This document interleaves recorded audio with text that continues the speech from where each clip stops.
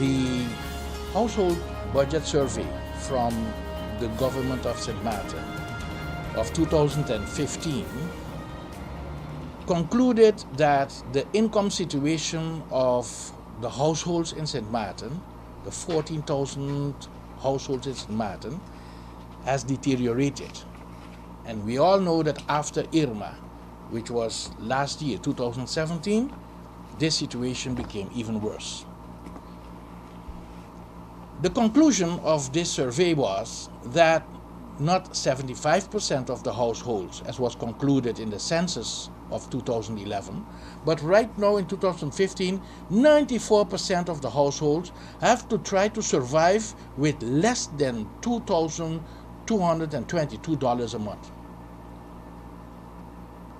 That increase of 19% more households in poverty was a conclusion that we have shared in our letter to the governor as a reason for us to instruct him and to ask him to instruct the informateurs for them to see if they can get a broad-based government, a broad-based parliamentary support to prioritize the eradication of poverty. The same was done in the letters to the political parties that we this time send them in writing, where we draw their attention to this fact, a new fact, and a situation that really has to be taken seriously. Only the St. Martin Christian Party, as was said, has until now signed this declaration, and the request to these political organizations that got votes in Parliament and that got representation in Parliament, the NA. The letter was received by the political leader, Sylvia Jacobs. The USP, the letter was received by the president of the board of the USP, and the UD. This letter has still not been collected by the president of the board of the UD. It is important for us to understand that this is not only a formality. This is for us a serious matter of content. How serious you are for the people. During the whole campaign, we heard all the political parties saying that they were rallying to come into Parliament to represent the people. It seems that it is only the anti-poverty platform and the Consumers Coalition that is really representing the people. Because when we look at the reactions until now, we are very disappointed that we don't see a real commitment coming out of all these political parties, with the exception of the St. Martin Christian Party. When we look at the reaction of the kingdom government and the local parliamentarians and ministers, we can look at this issue of the poverty and this conclusion of the household budget survey as a neglect from all those authorities. When we was in Parliament, when we went to the governor exactly 1 year ago and we addressed this issue of the poverty based on the figures of Transparency International, now with this increase, actually we see that since 10-10-10, all these authorities have failed the people of St. Martin, have failed our households in St. Martin. Poverty has increased, and who is responsible for this neglect? Those in authority. Because poverty is a violation of a human right to an adequate standard of living, and because poverty in this part of the kingdom is also a violation of how people on the other side of the ocean are being treated, for them not to be in poverty, we hold the kingdom government responsible for not guaranteeing the right for all the households here in St. Martin not to be in poverty, to have an adequate standard of living. So that's why we are disappointed with this letter that was sent to the governor as a representative of the kingdom government on February the 21st, where we had asked for them to update us on what it is that they were doing or have been doing to eradicate the poverty in this part of the kingdom, and also to provide all the rights to the people from Caribbean origin in our kingdom.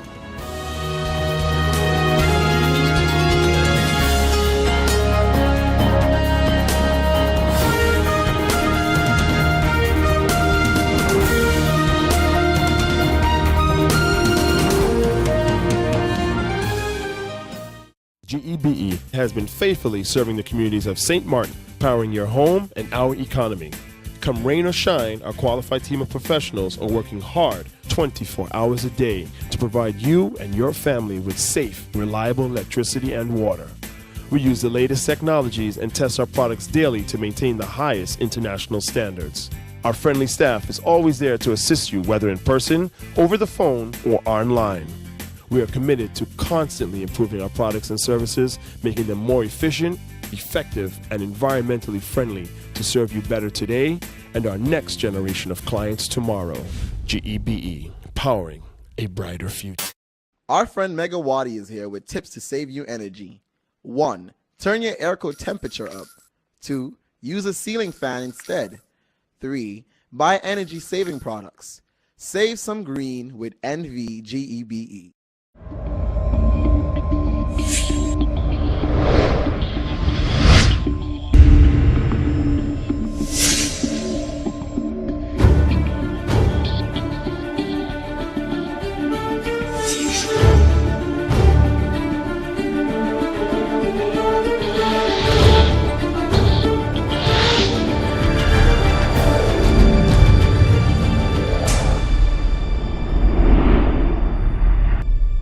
Today, and to the Prime Minister, he was at the regatta, and your statement was, St. Martin open for business. Well, Minister Lee, it is pending for diversification of our workforce in tourism. The question will be, what are the category of work that are open on St. Martin presently? One of you can answer. You know, look, for example, when we talk about diversification of our economy, the work that we're doing with reforming our healthcare system, in particular, obviously, with the construction of the new general hospital, in my opinion, this represents diversification of our economy, moving to becoming a hub for medical excellence. Pulling in patients from neighboring islands. That represents diversification. In terms of what kind of employment we're looking at, clearly the next 2 to 3 years are going to be focused on reconstruction. And actually, there's all indications when you look at the historical data, when you compare the economy, the tourism economy with the post-Lewis economy, for example, that the reconstruction economy is as vibrant an economy as the hospitality economy. There are issues that the Council of Ministers are taking very seriously in terms of we have concerns that the flow of insurance money, in particular from the private insurance, has not been as rapid as post-Lewis, and that this is actually stalling the recovery process, right? You need capital, you need funds in order to fund the recovery. So we expect that the next 2 to 3 years will be very busy in the reconstruction economy, of course. As I touched on earlier, we're looking at what we can do to stem the gap for those who are not interested in or capable of participating in that reconstruction economy. And that's our real challenge, is for the next couple of years, how do we take care of the people who are unemployed, who are not interested in participating in that reconstruction economy. Some of the things, for example, we're talking about within the Council of Ministers is possibility of making more scholarships available so that people can go to finish their schooling or go to university. and of course all of the training programs that we're talking about, and then beyond that, it's social safety nets.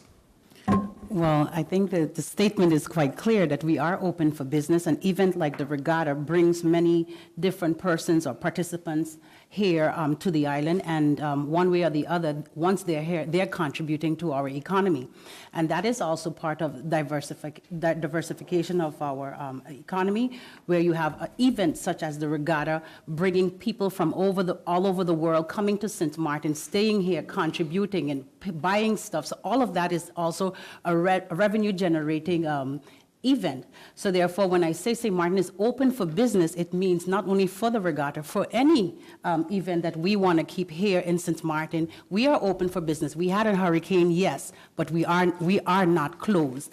As you can see, our restaurants are up and running, our stores are up and running, so we have to ensure that the world knows that, yes, we had Hurricane Irma, but we are definitely a resilient people, and we're ready to do business as usual. We have a long way to go, but we definitely have to send the message that we aren't closed and we're ready to do business. But actually, we had a very good meeting yesterday with the marine trades, myself as minister. And the sentiment's exactly what the Prime Minister is touching on is, St. Martin offers a host of services that caters to the marine industry, and those services are all up and running, which is why they were able to have the Heineken Regatta. So I think, the Prime Minister's statement is clear that look, we are ready to open for business. As a matter of fact, one of the things that they feel we need to do is to promote that more to the outside world, is letting them know that the marine sector is up for the challenge and ready for business. They're clearly going to face some challenges because the sector didn't perform as well during the high season, and like many of our businesses, they need to make their money in the high season so that they can survive through the low season. So we are looking at how government can support the marine sector. But clearly, it is one of the first industries that can come back quickly, and therefore, when we talk about open for business and supporting the industries, the marine sector is certainly one of those that needs to be prioritized. If you remember, even in the Tourism Master Plan, the marine sector was identified as being one of the industries prime for development for St. Martin because it doesn't rely as much on our infrastructure, and so especially as part of our infrastructure is damaged, it makes sense to focus energies on that. If you look at the lagoon and you look at the marinas, it is a fabulous look to see all the mega yachts that are in the lagoon. So, when people sometimes stand in front of the bridge and they grumble because the traffic can't move because these big white boats are coming through, these big white boats bring people, they go to our restaurants, they use our taxis, they use car rentals, they buy provisions on the island, they spend money, they buy fuel on the island, and that is a huge part of our GDP, a huge part of our income, and yes, St. Martin is open for business.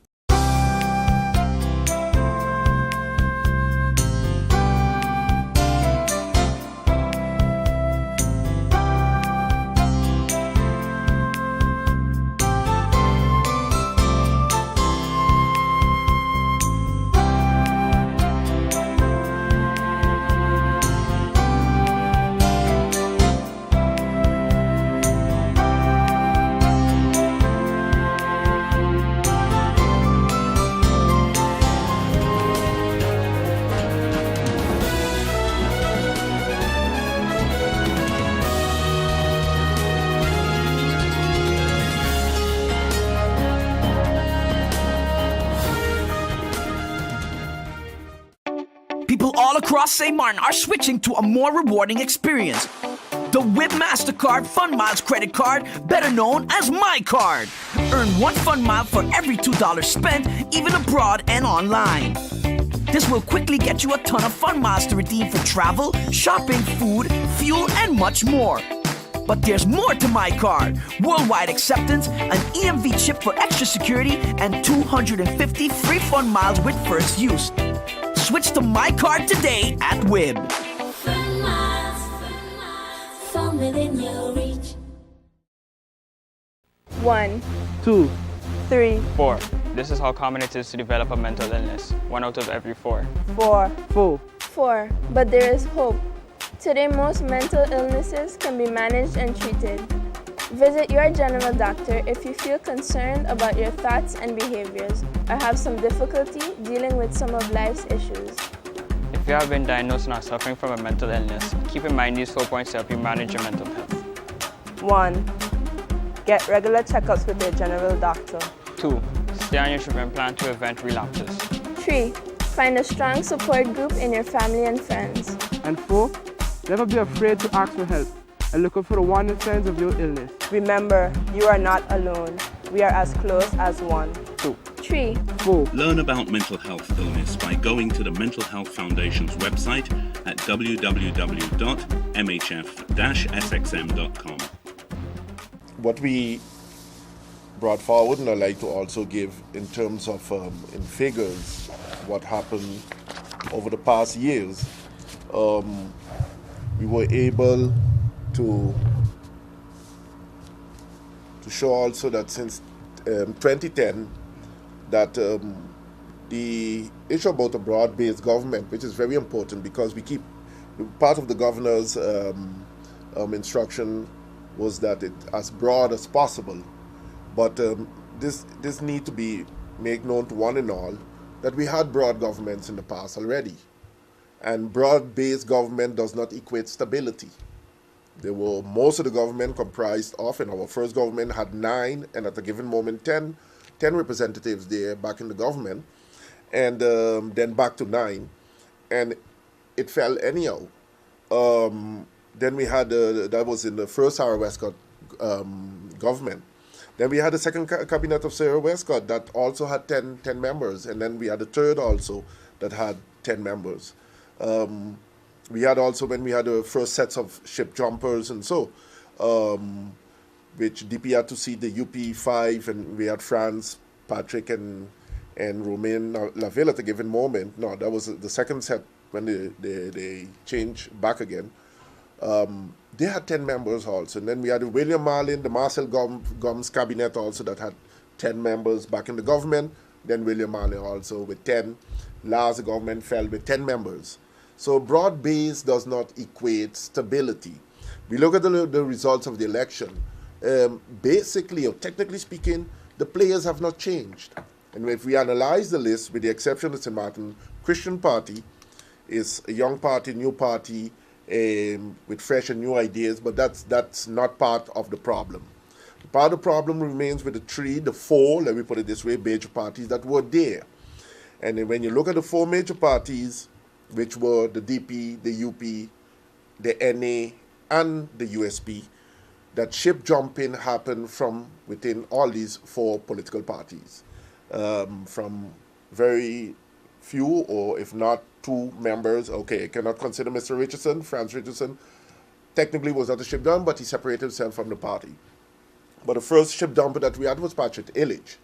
Then we could go down into history, we could look at what happened with the US party, which Romain Laville, and then we had Sylvia Matzer, then we had also Maurice Lake, okay?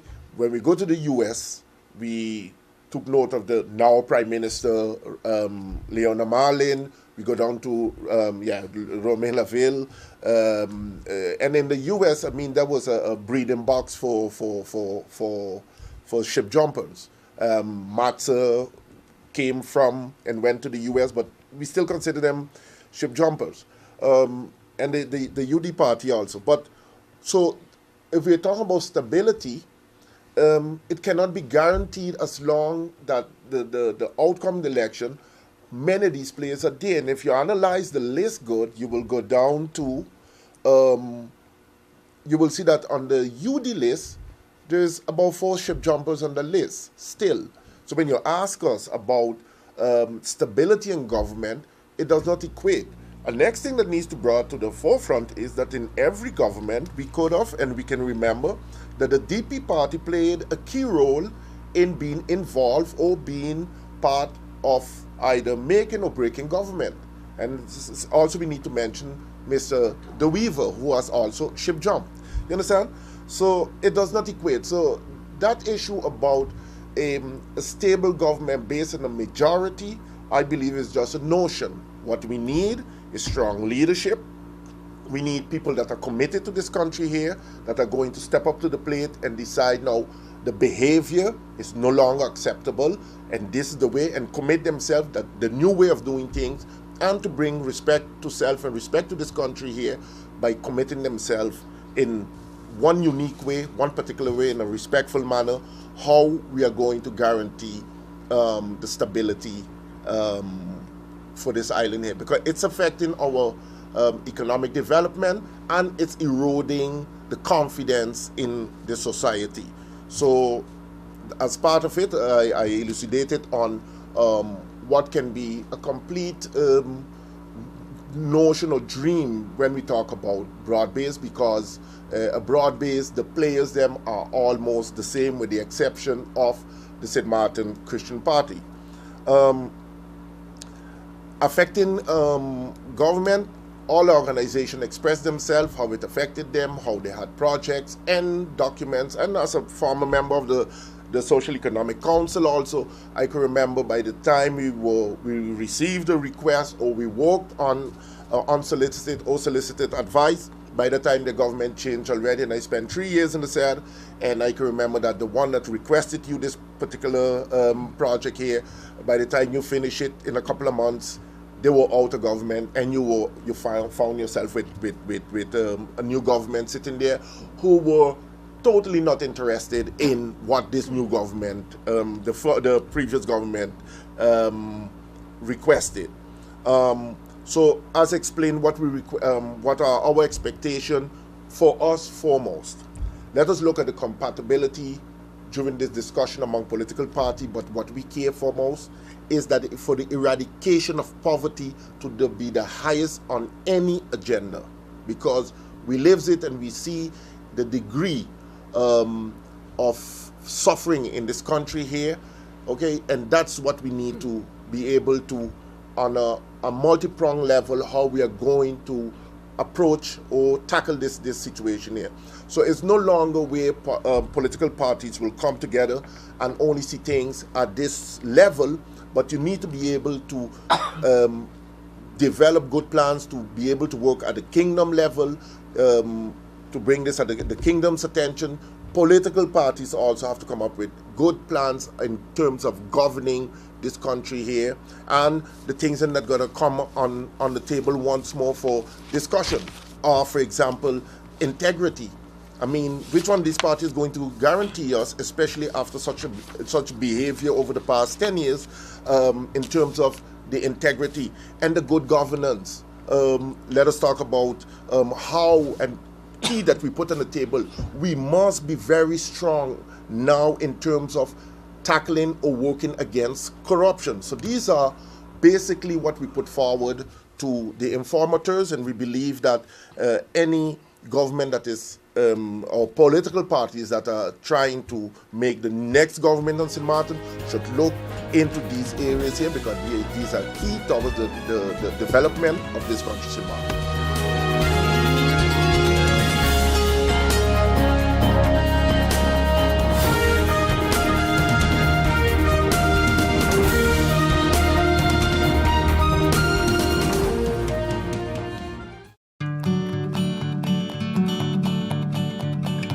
It's been said that behind every door, possibility awaits.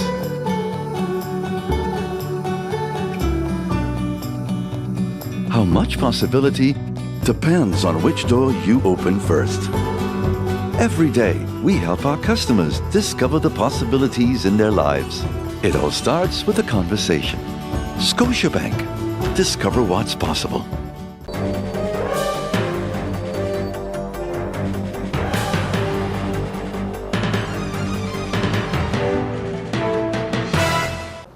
Organization of the workers within early childhood development is a task that the union has been struggling with for a number of years. We feel that once we get those workers organized, we can also structure basically based on the model that already exists for kindergarten and elementary teachers and higher education, we can make sure that these teachers become a paid, basically based on the pay model, the wage scales, that these teachers would also have a pension in the future, that they can also benefit from a number of other things that has been developed within the teaching profession.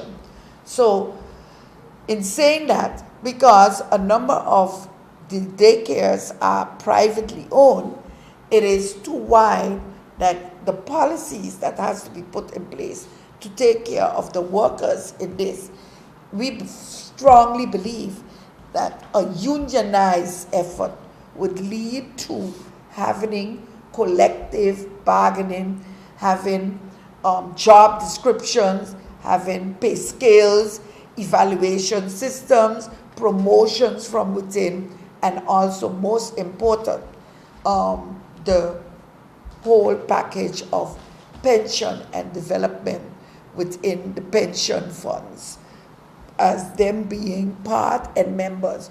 Right now, they are only limited to the SZV part of that pension. So the workers' pension, like other teachers, that is arranged via the APS, it is not basically afforded to teachers in early childhood. In St. Martin, of course, they always would have the behavior. They are now called caregivers at one time, etc. To me, in my opinion, as the Windward Islands Teachers Union, from the time, whether you're giving them care or whatever you're doing at that level, early childhood, the workers there should be recognized as teachers.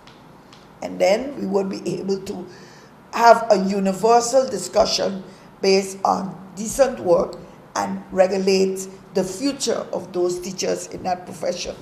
So basically, it was a very, very productive, intense conference. Of course, 3 days is a lot of, discussions, debate, and focusing on the different topics.